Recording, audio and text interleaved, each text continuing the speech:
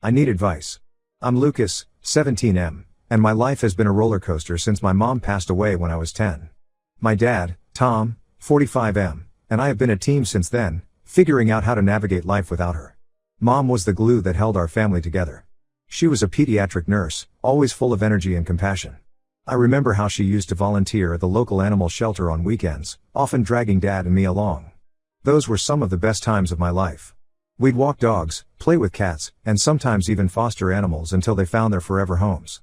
Mom always said that helping others was the best way to heal our own hearts. When she got sick, it happened so fast. One day she was fine, and the next, she was in the hospital. Cancer, they said. It was already at stage 4 when they caught it.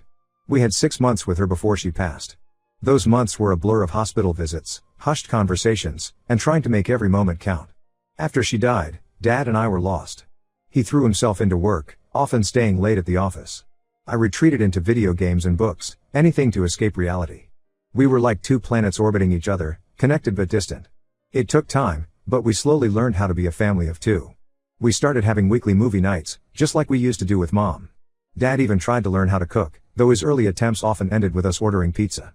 As the years passed, we settled into a comfortable routine. Dad focused on his career as an architect, and I dove into my studies and extracurricular activities. We weren't perfect, but we were doing okay. Then, about 2 years ago, Dad met Sarah, 42F, at a work conference. He came home different that day, more alive than I'd seen him in years. He couldn't stop talking about this amazing woman he'd met, how smart and funny she was, how she understood what it was like to be a single parent. She had a daughter, Emma, from a previous marriage. I was happy for Dad, but also apprehensive. We'd been just the two of us for so long that the idea of someone else entering our lives was unsettling. But I wanted Dad to be happy, so I encouraged him to pursue the relationship. Their romance was a whirlwind. Within 6 months, they were engaged. Sarah seemed nice enough when we first met. She was always smiling, asking me about school and my hobbies. She even suggested we all go volunteering at the animal shelter, just like old times. It felt like maybe, just maybe, we could be a happy family again. The wedding was small but beautiful. Dad looked happier than I'd seen him in years, and I felt a glimmer of hope that things were looking up for us. Sarah moved in with us, and at first, everything seemed fine. She redecorated the house, saying it needed a woman's touch. I didn't mind too much, even though it felt like she was erasing Mom's presence bit by bit. But things started to change after the honeymoon. Sarah became distant, often ignoring me when Dad wasn't around. She'd make comments about my clothes or my music, saying things like, "Don't you think it's time you dressed more maturely?" Or "That noise you call music is giving me a headache." I tried to brush it off, thinking maybe she just needed time to adjust to living with a teenager. The situation got worse when Sarah's daughter, Emma, 15F, came to live with us full-time. Emma and I had met a few times before the wedding, and we never really clicked. She was into fashion and social media, while I preferred video games and reading. But I tried to be welcoming, remembering how hard it was when my mom died. Emma, however, didn't seem interested in getting along.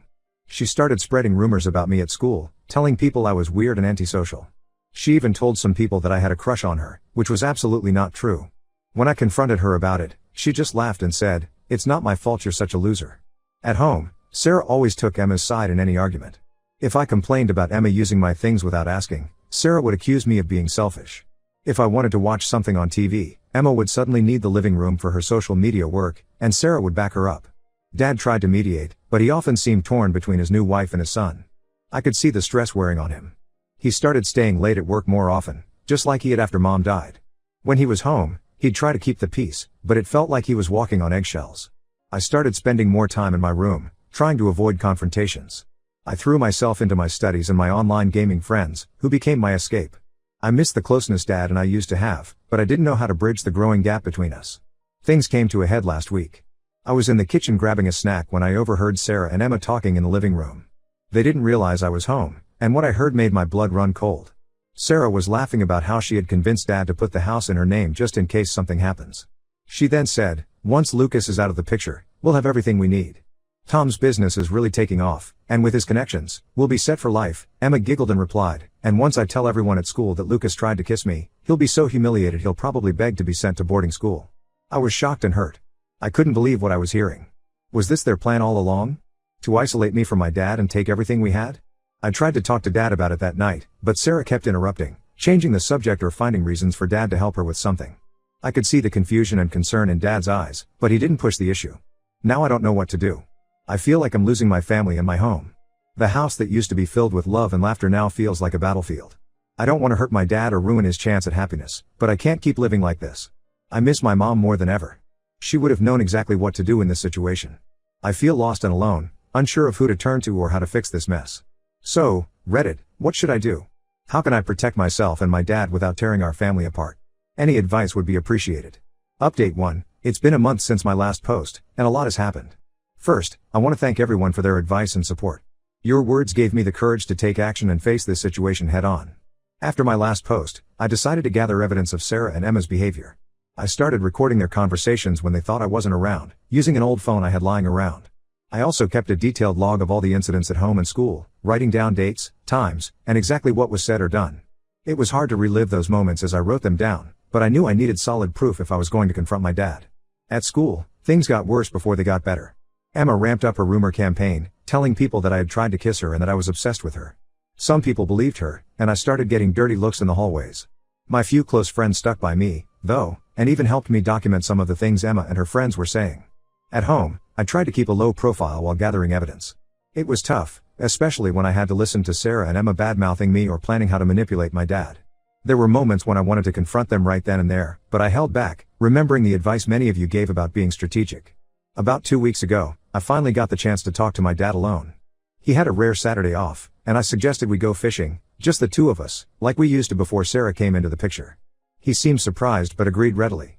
As we sat in the boat, surrounded by the calm of the lake, I felt a knot in my stomach. I was about to change our lives forever, and part of me was terrified. But I knew I had to do it. I started by telling Dad how much I missed our time together, how I felt like we'd grown apart since he married Sarah. His face fell, and he admitted he'd noticed it too but hadn't known how to fix it. That gave me the courage to continue.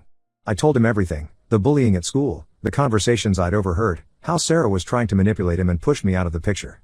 At first, Dad was in denial. He couldn't believe Sarah would do something like that. But when I showed him the recordings and my log, I saw the realization hit him. Dad was quiet for a long time, just staring out at the water. Then he started to cry. It was the first time I'd seen him cry since Mom's funeral. He kept apologizing, saying he should have noticed, should have protected me better. I told him it wasn't his fault, that Sarah had fooled both of us. We talked for hours that day, really talked, like we hadn't in years. Dad admitted that he'd noticed some red flags but had ignored them because he was afraid of being alone again. He told me how much he missed Mom, and how Sarah had seemed like a lifeline when he was drowning in grief and loneliness.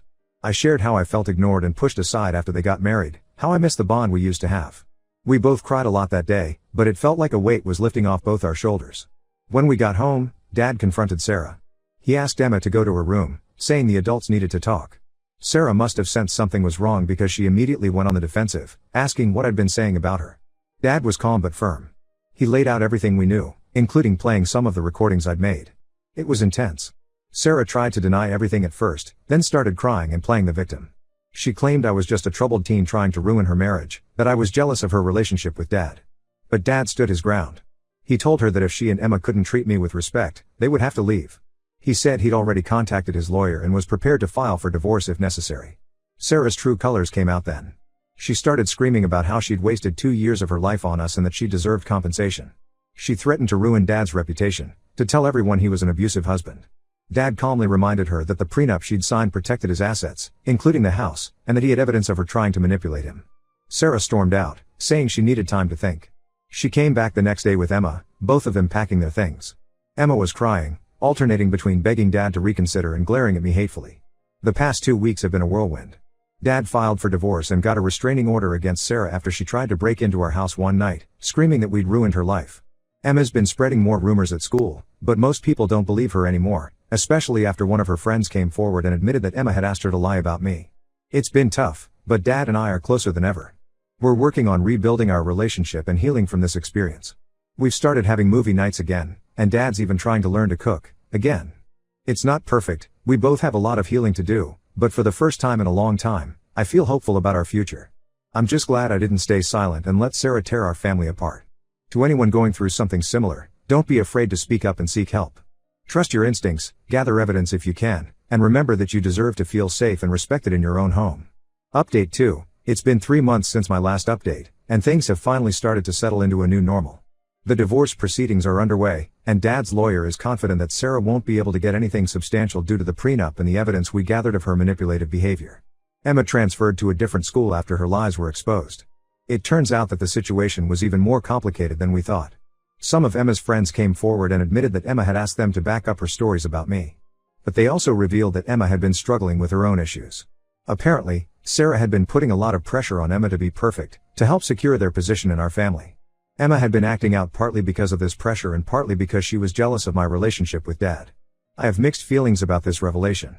While it doesn't excuse Emma's behavior, it does help me understand it a bit better.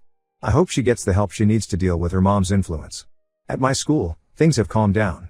Once the truth came out, most people apologized for believing Emma's lies. My close friends have been incredibly supportive, sticking by me through all of this. I've even started hanging out with a new group of people who share my interest in coding and game development. Dad and I have been focusing on rebuilding our relationship. We've had some tough conversations about trust, communication, and our fears. Dad admitted that he rushed into the relationship with Sarah because he was afraid of growing old alone, and because part of him felt guilty for being happy after Mom died. I shared how I felt ignored and pushed aside after they got married, and how I was afraid of losing him.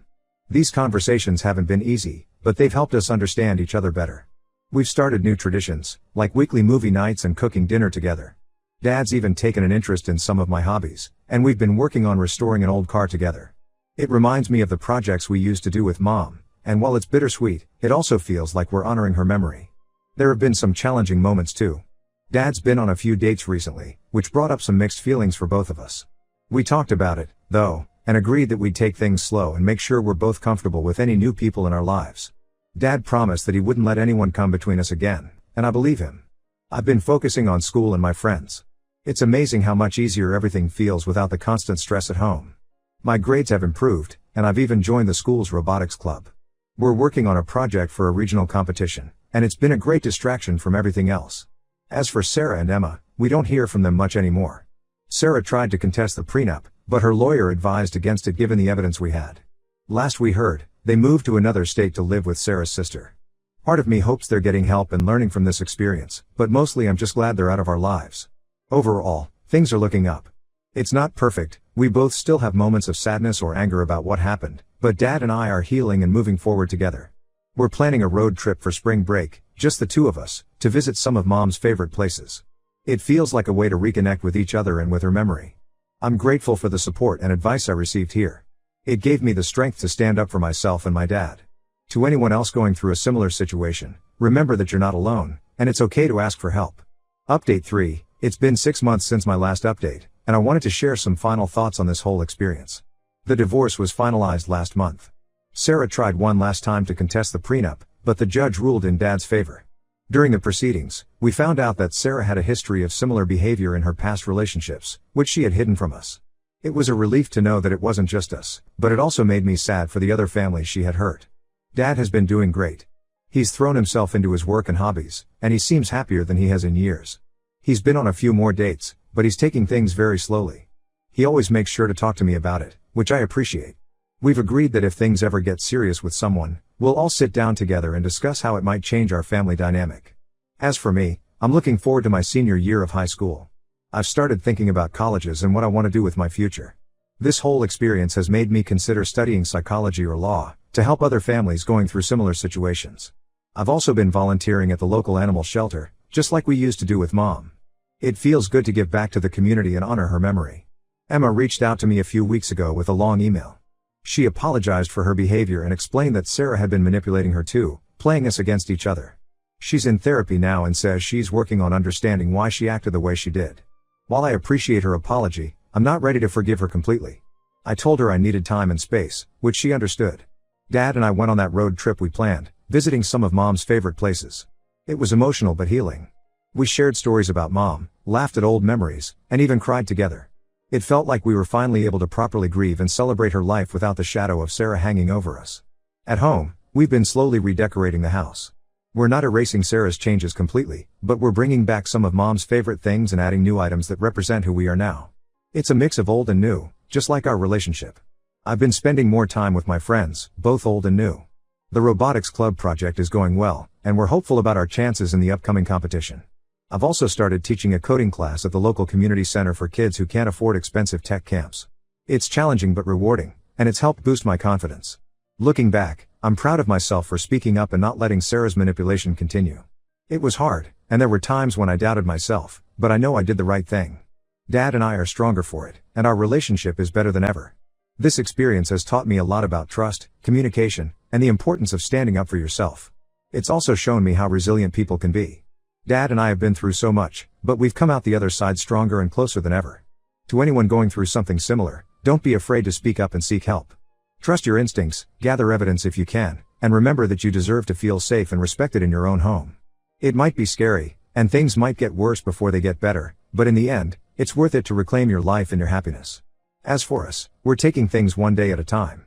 We're not perfect, and we still have our rough patches, but we're facing them together. Mom always used to say that family is about love, not blood, and I think we're finally living up to that idea. Thank you all for your support throughout this journey. Your advice and encouragement made a real difference in our lives. While this chapter of our story is closing, I feel like we're just at the beginning of a new, better one. Whatever comes next, I know Dad and I can handle it together.